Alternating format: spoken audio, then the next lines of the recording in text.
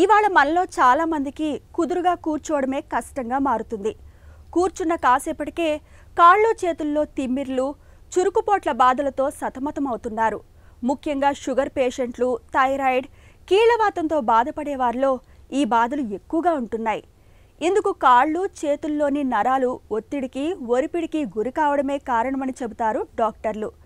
నిత్య జీవితంలో మనం కూర్చునే, పడుకునే, పనిచేసే భంగిమలు, అనుకోకుండా జరిగే ప్రమాదాలు నరాల్ని నలిగిపోయేలా చేస్తున్నాయి. ఫలితంగా కాళ్ళు చేతుల్లో స్పర్శ తగ్గడం, చేతివేళ్ల కదలికలు పట్టు తప్పడం, పాదాల్లో చురుకుపోట్ల వంటి బాధలు మొదలవుతుంటాయి.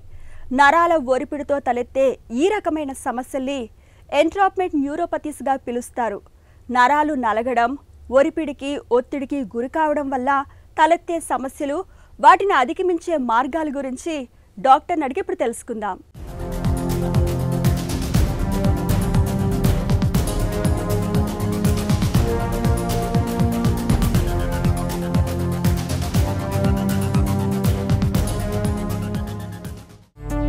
ఎంట్రాప్మెంట్ న్యూరోపతి అంటే ఏంటి?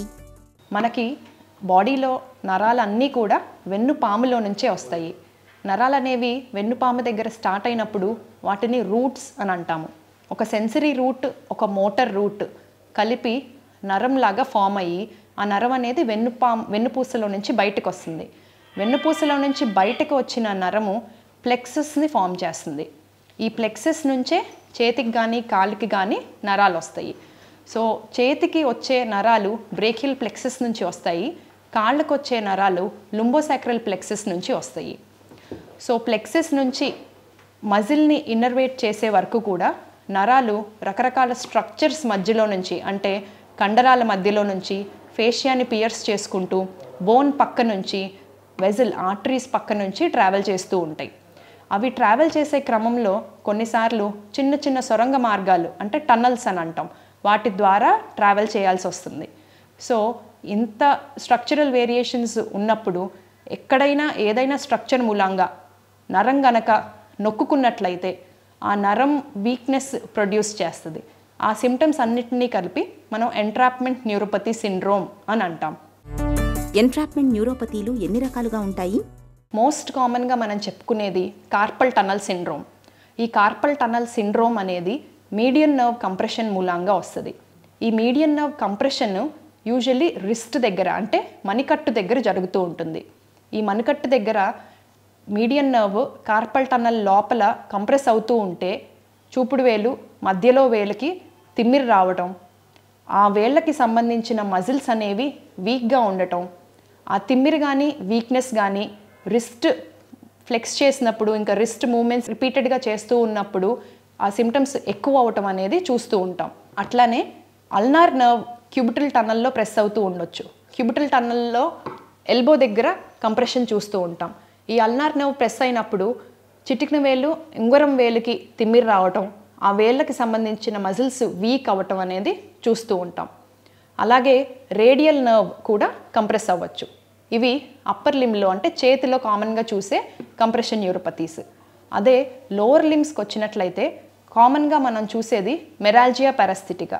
ఈ మెరాల్జియా పారాస్థెటికా అనేది ఎక్కువగా షుగర్ వాళ్ళల్లో, ర్యాపిడ్ వెయిట్ లాస్ కానీ ర్యాపిడ్ వెయిట్ గెయిన్ ఉన్న వాళ్ళకి కానీ, టైట్ క్లోతింగ్ వేసుకునే వాళ్ళల్లో చూస్తూ ఉంటాం. ఈ మెరాల్జియా పారాస్థెటికాలో లేటరల్ ఫెమరల్ క్యూటేనియస్ నర్వ్ అనేది నొక్కుకుపోతూ ఉంటుంది. దీని మూలంగా తొడ బయట భాగంలో తిమ్మిరి కానీ మొద్దుబారటం కానీ కనిపిస్తూ ఉంటుంది. అలాగే కింద చీలమండలం దగ్గర టార్సల్ టనల్ సిండ్రోమ్ చూస్తూ ఉంటాం. ఇందులో పోస్టీరియర్ టిబియల్ నర్వ్ అనేది ఒత్తిడికి గురైనప్పుడు నర్వ్ సిమ్టమ్స్ డెవలప్ అవుతాయి. ఎంట్రాప్మెంట్ న్యూరోపతీలను ఎలా అనుమానించాలి? సో ఈ ఎంట్రాప్మెంట్ న్యూరోపతీస్లో ఆ పర్టిక్యులర్ నర్వ్ ఒక్కటే కంప్రెస్ అవుతుంది కాబట్టి ఆ నర్వ్ డిస్ట్రిబ్యూషన్లో, అంటే ఆ నరం ఏదైతే మజిల్స్కి సప్లై చేస్తుందో, ఏదైతే స్కిన్కి సెన్సేషన్స్ని అందిస్తుందో, ఆ నర్వ్ డిస్ట్రిబ్యూషన్లో మాత్రమే తేడాలు గమనిస్తాము. సెన్సరీ పరంగా తిమ్మిర్లు ఉండొచ్చు, మొద్దుబారటం ఉండొచ్చు, లేదా సూదులు గుచ్చుకున్నట్లు ఉన్నాయని డిస్క్రైబ్ చేస్తారు. అలాగే ఒకవేళ మజిల్ వీక్నెస్ ఉంటే మీడియన్ నర్వ్ ఇన్వాల్వ్మెంట్ ఉన్నప్పుడు థీనార్ మజిల్ వీక్నెస్ అని, అల్నార్ నర్వ్ ఇన్వాల్వ్మెంట్ ఉన్నప్పుడు హైపోథీనార్ మజిల్ వీక్నెస్ అని చూస్తూ ఉంటాము. సో ఇట్లా ఆ పర్టిక్యులర్ నర్వ్కి సంబంధించిన డిస్ట్రిబ్యూషన్లో గనక తిమ్మిర్లు కానీ వీక్నెస్ కానీ ఉన్నప్పుడు మనం ఎంట్రాప్మెంట్ న్యూరోపతీస్ని సస్పెక్ట్ చేస్తాము. ఎంట్రాప్మెంట్ న్యూరోపతీల నిర్ధారణ ఎలా? ఎంట్రాప్మెంట్ న్యూరోపతీస్కి డయాగ్నోసిస్ అనేది first is clinical, second is nerve conduction studies లేదా needle electromyography, and third is scanning. అది అల్ట్రాసౌండ్ అయినా అవ్వచ్చు, రేర్ కేసెస్లో ఎంఆర్ఐ కూడా చేయాల్సి వస్తూ ఉంటుంది. క్లినికల్గా అది నర్వ్ డిస్ట్రిబ్యూషన్లో ఉన్న మజిల్ వీక్నెస్ డిమాన్స్ట్రేట్ చేసుకోవడం, సెన్సరీ డెఫిసిట్ని చూసుకుంటాము. నెక్స్ట్ నర్వ్ కండక్షన్ స్టడీస్ చేస్తాం. ఈ నర్వ్ కండక్షన్ స్టడీస్లో నర్వ్ లోపల ఎలక్ట్రికల్ సిగ్నల్స్ ఎంత బాగా కండక్ట్ అవుతున్నాయి అనేది కొన్ని parameters like conduction velocity, latency, amplitude of the nerve ద్వారా తెలుసుకుంటాము. ఒకవేళ ఆ నర్వ్ డిస్ట్రిబ్యూషన్లో కనుక ఈ పైన పారామీటర్స్లో తేడా ఉంటే అది న్యూరోపతీగా డయాగ్నోస్ చేస్తాము. రేర్గా అది కన్ఫర్మ్ చేయడానికి నీడిల్ ఎలక్ట్రోమయోగ్రఫీ అంటే చిన్న సూది లాంటిది మజిల్లోకి గుచ్చి కూడా దాని సిగ్నల్స్ అనేవి అసెస్ చేయడం జరుగుతుంది. ఈ రెండు చేసుకున్న తర్వాత అల్ట్రాసౌండ్ చేస్తాము. హై రిజల్యూషన్ అల్ట్రాసౌండ్ అనేది ఆ నరం మొత్తం స్ట్రక్చర్ ఎలా ఉంది, ఎక్కడైనా వాపు ఉందా, చుట్టుపక్కల స్ట్రక్చర్స్ ఒకవేళ నరాన్ని ఏమన్నా ఒత్తుకుంటున్నాయా, ఆ స్ట్రక్చర్స్ ఏమున్నాయి, మజిల్ ఓవర్గ్రో అవటం మూలంగా ఉందా, ఏమన్నా బోన్ ఓవర్ గ్రోత్ ఉందా, లేదంటే లిగమెంట్ థిక్నింగ్ ఏమన్నా ఉందా, లేకపోతే నరం పక్కన ఉన్న ఆర్టరీ అంటే రక్తనాళం ఏమన్నా తేడాగా ఉందా అనేవి కనిపిస్తూ ఉంటాయి.